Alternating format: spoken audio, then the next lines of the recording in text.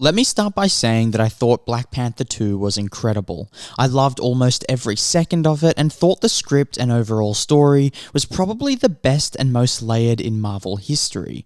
However, there was one scene in particular which didn't quite hit the mark and represents some other aspects of the film which didn't land either, for the same reason. This video essay is part 2 of my Wakanda Forever 2-part video essay review, and in this one I'm going to break down my reasons for why this scene was the weakest in the movie.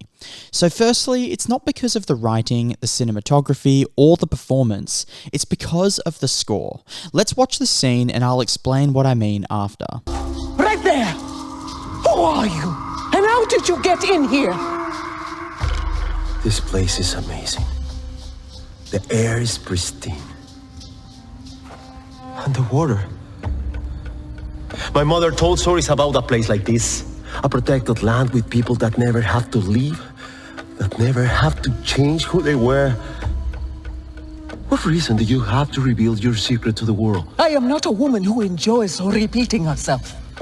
Who are you? I have many names. My people call me Kukungkan, but my enemies call me Namor.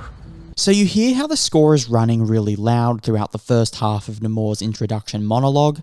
I find that just takes away from the seriousness of the moment. I mean, we are being introduced to the antagonist for the film, and possibly the most powerful man on the planet, and not to mention it's Tenoch Huerta, who is an insanely talented actor who played one of my favourite characters of all time in Narcos.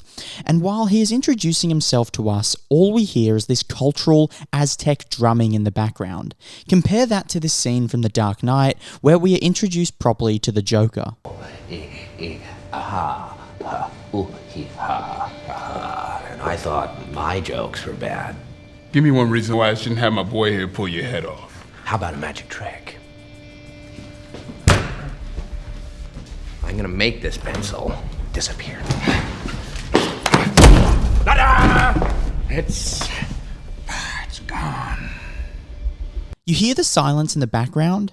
It lends itself to Heath Ledger to showcase his character, whereas in the Black Panther, that silence and space isn't given to Namor. I get what they were going for in the sense that it was representing his culture, but I felt as if that just got in the way a little bit, and we can clearly see how distressed and on edge both Shuri and Queen Ramonda are, yet we don't feel that same distress within ourselves. Well, at least I didn't. And this scene in particular is indicative of how I felt toward Namor throughout the entire film. He was constantly being overshadowed by the score or quick cutaways where the camera wasn't focused on him. At first I thought it was the performance that was lacking, but after review I came to realize it was just the editing. Which is sad because his character was written so well and he delivered some great lines through his tonality shifts and overall aura that he brought to the screen. But because of the simple fact he wasn't given enough space within scenes, it felt like we were constantly being pushed away from his character rather than drawn to him. I think the best way to portray a villain on screen through editing was done in Christopher Nolan's Dark Knight Rises. I mean, listen to the way the score rises in volume to indicate the significance of the moment, but then drops suddenly when Bane begins to speak.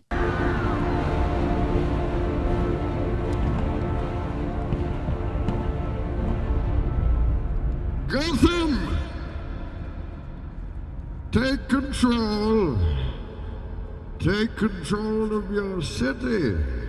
That to me is the perfect way to use score when dealing with a villain, especially when they are played by a talented actor. There is no need to add anything extra on top, just let them do their thing and let the goddamn film breathe.